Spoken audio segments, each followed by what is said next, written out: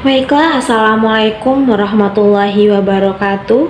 Perkenalkan, saya Rahmi Widya Purnama dengan nomor induk mahasiswa 190563201057, mata kuliah Komunikasi dan Advokasi Kebijakan dengan dosen pengampu Bapak Haji Jamhur Poti SEMSI. Saya merupakan mahasiswa dengan program studi Ilmu Administrasi Negara, Fakultas Ilmu Sosial dan Ilmu Politik, Universitas Maritim Raja Ali Haji, Tanjung Pinang. Baiklah, di sini saya akan menjelaskan tentang apa itu komunikasi. Nah, ada beberapa pendapat menurut para ahli. Yang pertama menurut Deddy Mulyana. Dalam bukunya Ilmu Komunikasi Suatu Pengantar, Deddy Mulyana mendefinisikan komunikasi sebagai proses penyampaian informasi, gagasan, emosi, keterampilan, dan lain sebagainya yang dilakukan dengan menggunakan lambang-lambang atau kata-kata, gambar, bilangan, grafik, dan lain-lain. Nah, menurut Agus Harjana, komunikasi dapat dirumuskan sebagai suatu kegiatan disampaikannya suatu pesan oleh seseorang kepada orang lain melalui media tertentu. Setelah pesan tersebut diterima dan dipahami sejauh kemampuannya, penerima pesan kemudian menyampaikan tanggapan melalui media tertentu kepada penyampai pesan lainnya. Nah, menurut para ahli selanjutnya yaitu David Caberlo, mendefinisikan komunikasi sebagai instrumen dari interaksi sosial yang berguna untuk mengetahui dan memprediksi sikap orang lain serta mengetahui keberadaan diri sendiri. Dilakukan dengan tujuan untuk menciptakan keseimbangan dalam masyarakat. Menurut Anwar Arifin, komunikasi merupakan sebuah konsep multimakna. Dalam makna sosial, komunikasi merupakan proses sosial yang berkaitan dengan kegiatan manusia dan kaitannya dengan pesan dan perilaku.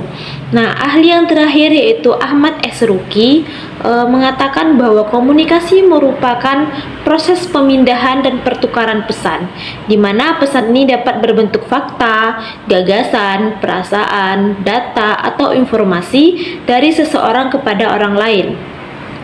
Proses ini dilakukan dengan tujuan untuk mempengaruhi dan atau mengubah informasi yang dimiliki serta tingkah laku orang yang menerima pesan tersebut. Nah, selanjutnya kita masuk kepada bentuk-bentuk komunikasi. Nah, di sini saya akan membahas dua bentuk komunikasi. Yang pertama yaitu komunikasi verbal dan yang kedua yaitu komunikasi nonverbal. Nah, komunikasi verbal adalah proses transmisi pesan dengan menggunakan bahasa dari pengirim pesan atau komunikator pada penerima pesan atau komunikan. Nah, kata-kata yang kita ucapkan merupakan isyarat verbal yang digunakan untuk tujuan komunikasi. Komunikasi verbal sering dianggap sebagai bagian utama dari komunikasi. Nah, contoh dari komunikasi verbal ini diantaranya adanya komunikasi tertulis. Komunikasi tertulis ini misalnya seperti surat, pesan, email, dan lain-lain. Nah, contoh yang keduanya yaitu komunikasi lisan. Komunikasi lisan ini misalnya seperti langsung kepada orangnya, rapat, musyawarah, konseling, dan lain-lain sebagainya. Berikutnya yaitu komunikasi nonverbal. Nah, komunikasi nonverbal adalah komunikasi yang penyampaian pesannya dikemas dalam bentuk bukan kata-kata. Nonverbal juga dapat diartikan sebagai tindakan manusia yang sengaja dikirimkan serta diinterpretasikan seperti tujuan pesannya dan memiliki potensi umpan balik dari penerimanya. Menurut Muhammad Yusuf dan kawan-kawan dalam buku Komunikasi Bisnis atau Business Communication 2019, komunikasi dengan menggunakan gerakan-gerakan atau isyarat. Nah, contoh komunikasi nonverbal ini diantaranya menggunakan ekspresi wajah senang, sedih, bahagia, ekspresi wajah memalingkan muka ketika kita tidak senang, dan rasa-rasa lainnya, dan ekspresi-ekspresi yang tidak kita inginkan. Di dalam komunikasi itu ada faktor yang mempengaruhi kelancaran komunikasi, ada juga faktor yang mempengaruhi hambatan dalam komunikasi. Nah, yang pertama kita akan membahas faktor yang mempengaruhi kelancaran dalam komunikasi. Apa saja faktor-faktornya? Yang pertama yaitu faktor pengetahuan. Nah, tingkat pengetahuan seseorang menjadi faktor utama dalam komunikasi. Seseorang dapat menyampaikan pesan dengan mudah apabila ia memiliki pengetahuan yang luas.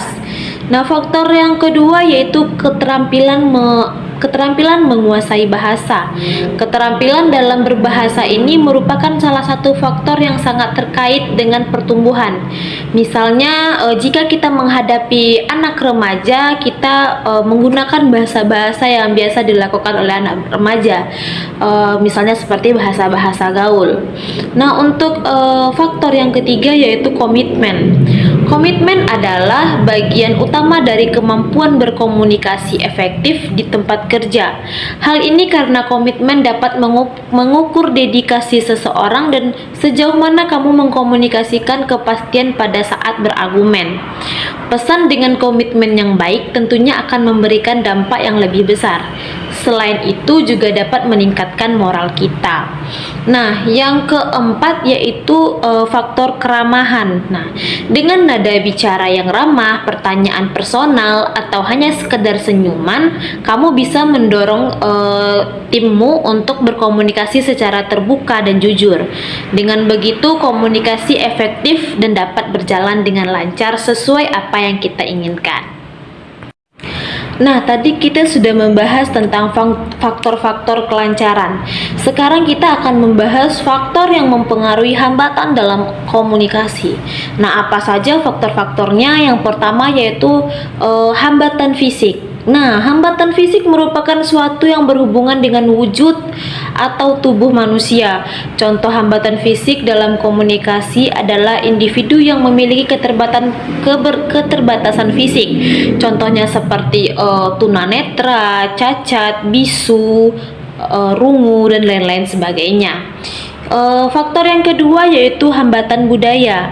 Komunikasi yang dilakukan setiap individu, kelompok, organisasi, dan lain sebagainya tentu memiliki latar budaya yang berbeda, di mana di dalamnya terdapat perbedaan yang terlihat seperti nilai-nilai, perilaku, kepercayaan yang dijunjung, dan lain-lain. Faktor yang ketiga yaitu hambatan bahasa. Nah, ini tuh berlaku pada bahasa yang di dalamnya mencakup cara pengucapan. Kadang ada orang dengan pengucapan bahasa lembut, dengan pengucapan bahasa halus, dan ada juga orang dengan pengucapan bahasa yang kasar. Nah, cara penuturan yang berbeda-beda, bahasa yang berbeda bisa membuat orang menangkapinya dengan berbeda-beda juga maknanya. Untuk faktor yang keempat itu ada hambatan lingkungan. Nah, dari setiap hambatan komunikasi yang ada, tidak ada semuanya berasal dari komunikasi individu peserta. Namun ada aspek lingkungan yang bisa sangat berperan agar komunikasi bisa berjalan efektif dan sesuai yang kita harapkan. Oke, selanjutnya berbicara tentang komunikasi. Sebenarnya komunikasi itu memiliki fungsi atau tidak sih? Nah, di sini saya akan membahas 3 fungsi komunikasi, yaitu sebagai sumber informasi, sebagai kendali, dan sebagai motivasi. Masuk kepada fungsi yang pertama yaitu sebagai informasi. Nah, fungsi komunikasi yang pertama ini di mana komunikasi menyajikan sebuah informasi yang dibutuhkan oleh setiap individu atau kelompok dalam mengambil sebuah keputusan serta meneruskan data untuk menilai beberapa pilihan sebelumnya akhirnya diputuskan. Nah, fungsi yang kedua yaitu sebagai kendali, di mana komunikasi juga berfungsi sebagai kendali, yang berarti komunikasi tersebut berperan penting untuk mengontrol perilaku manusia, baik secara perorangan maupun berkelompok, melalui beberapa cara yang wajib dipatuhi semua pihak. Fungsi yang ketiga sebagai motivasi. Nah, komunikasi juga memiliki fungsi sebagai motivasi karena komunikasi dapat menjadi suatu motivasi melalui penjelasan yang dilakukan para motivator. Semakin pandai seseorang mengkomunikasikan suatu hal positif tertentu, akan semakin baik jiwa motivatornya. Nah, dari pembahasan-pembahasan tadi dapat disimpulkan bahwa komunikasi merupakan proses penyampaian pesan dari komunikator kepada komunikan melalui saluran media dengan harapan mendapatkan umpan balik. Dengan kata lain, komunikasi yaitu upaya untuk membuat pendapat, menyatakan perasaan, menyampaikan informasi, dan lain sebagainya agar dapat diketahui atau dipahami oleh orang lain. Nah, mungkin sampai di sini dulu pembahasan yang dapat saya sampaikan.